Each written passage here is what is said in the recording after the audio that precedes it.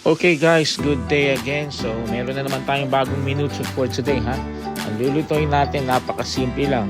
Street food, chicken balls with manong sauce. So ano ba yung mga ingredients natin? So meron tayong egg, of course, minced chicken, tapos yung mga spices na yan.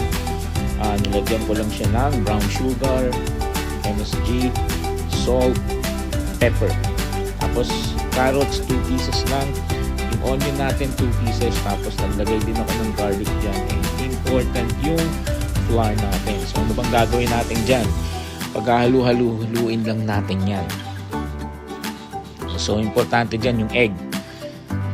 So unahin na natin yung mga spices natin para mahalo.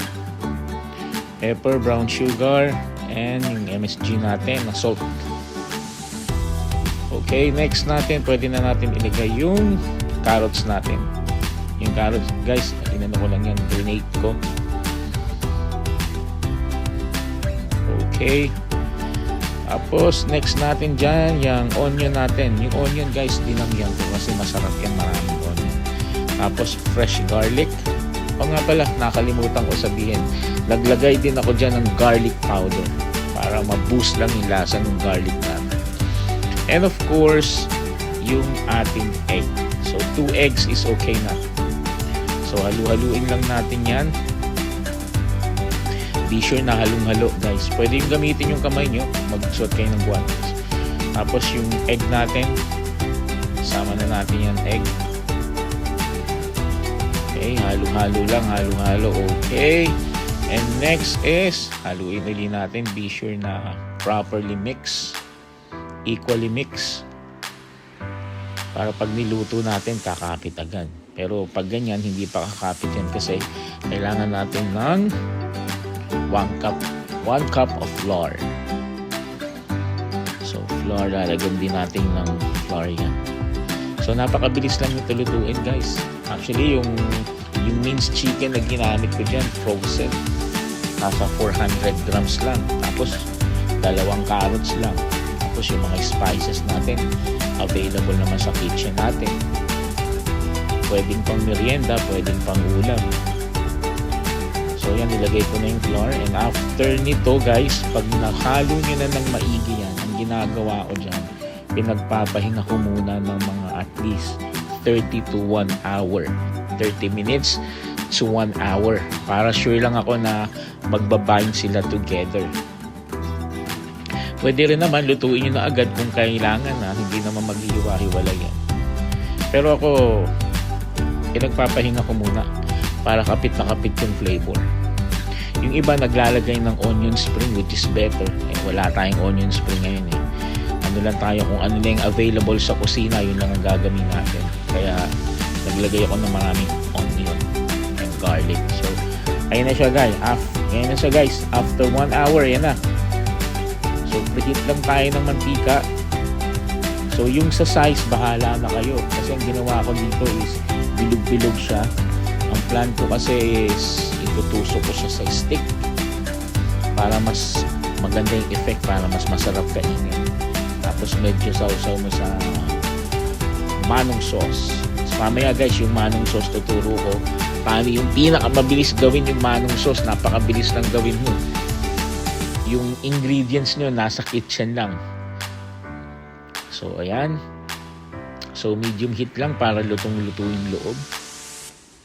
Huwag natin madalin yung pagluluto dyan. Okay.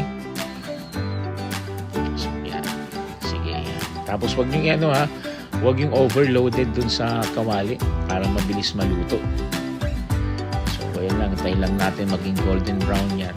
Tapos guys, alam nyo, pag naluluto na yan, naaamoy nyo na yung aroma ng garlic, aroma ng onion, naaamoy nyo na. Napakabango.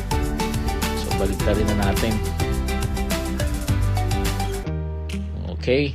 So guys, eto na yung manong sauce. Ano ba yung nilagay ko dyan? So ginawa ko dyan is 4 cups of water. Tapos nilagyan ko siya ng 1 cup of, bahala na kayo. Yung iba ginagamit cornstarch.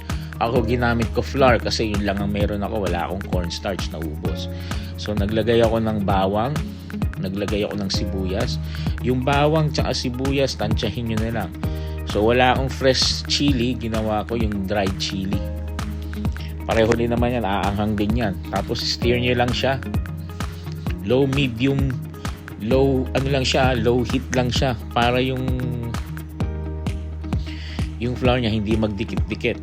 So naging brown yung color niyan kasi instead of white sugar ang nilagay ko, nilagyan ko siya ng brown sugar. Yan. So halo lang, continuous lang. Yung init lang, yung tamang hindi siya umukulo. Tapos naglagay na ako dyan ng soy sauce. Yung soy sauce natin guys, again, kayo na magtatansya na. Pangkulay lang ang soy sauce natin.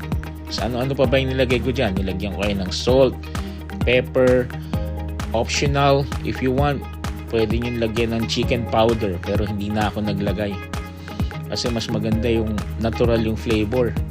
Nagdagdag lang ako ng toyo para pang kulay. Masarap kasi dyan sa manong sauce, yung lasang-lasa mo yung garlic at saka yung onion. So hindi na ako naglagay ng chicken powder. So ayan yung finished product natin guys. Tignan nyo, napakaganda. Tignan nyo si manong sauce natin.